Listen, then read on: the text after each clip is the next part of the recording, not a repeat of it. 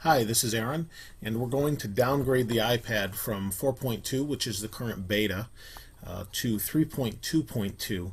And the reason I want to do that, or you may want to do that, is it's buggy, as it's a beta, and I can't run Netflix.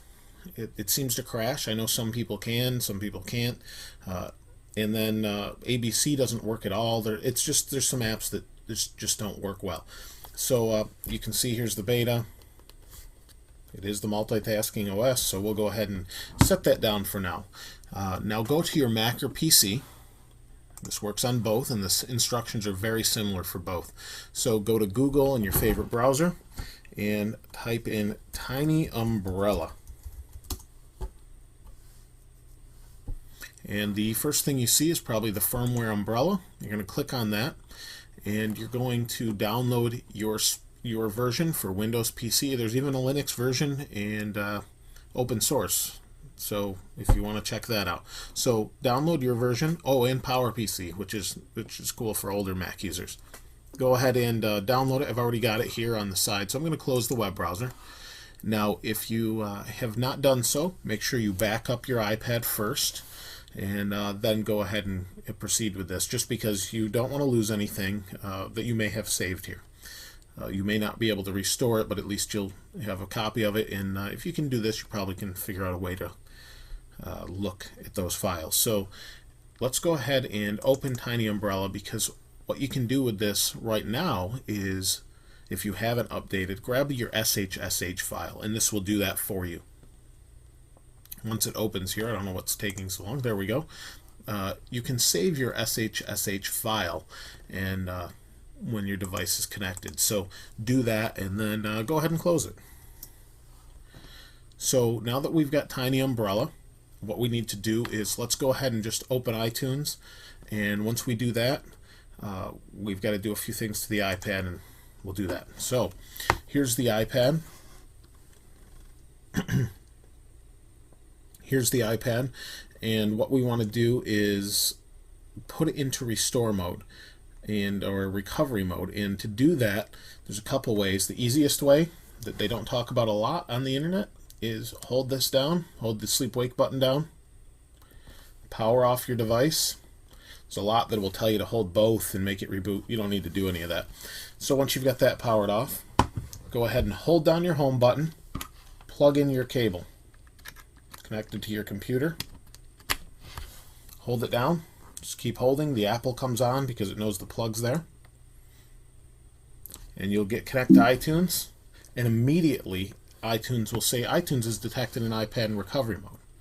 Go ahead and click OK, click restore and update. You know you're gonna wipe everything, and now it's going to extract the software and install this, and then we're going to get an error.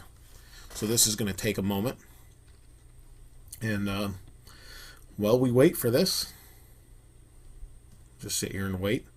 And I wanted to try this out, the new beta software with the new Apple TV, because you should be able to stream. But since it's such buggy software at this point, and not released to the general public, basically, unless you're a developer, what you can do with it actually is stream your content from your iPad to your Apple TV, and you'll be able to do that with your iPhone also.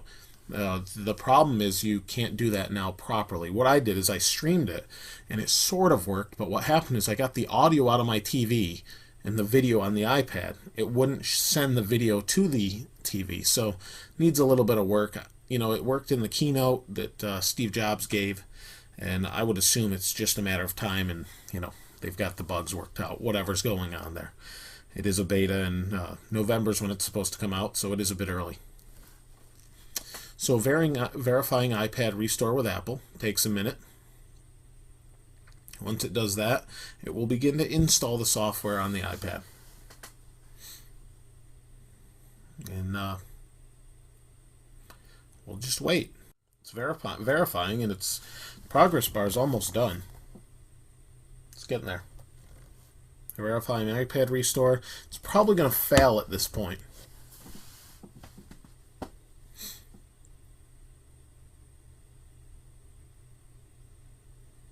Or it should, rather. It takes a minute. It's restoring. It says restoring iPad firmware again. We'll see what happens. Once it fails, we'll open Tiny Umbrella, just so you know, if you didn't figure that out already. We'll open Tiny Umbrella, and what we'll do is there's a button there. There we go. It says it's been restored to your factory settings. Now what it's going to do, click OK. The iPad's going to reboot, and it's not going to work.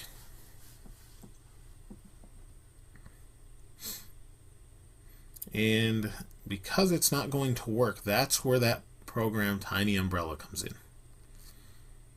There we go. This is connect to iTunes. iPod sync complete. It's connecting to iTunes, and you can see I have some music here. Now, pretty interesting. I didn't have to use Tiny Umbrella. But let me show you the end of it. Or actually, let me show you the end of it. Very cool. So there's one more piece to this that you might run into, as you might be doing this in the future. You might run into it not verifying the software with Apple.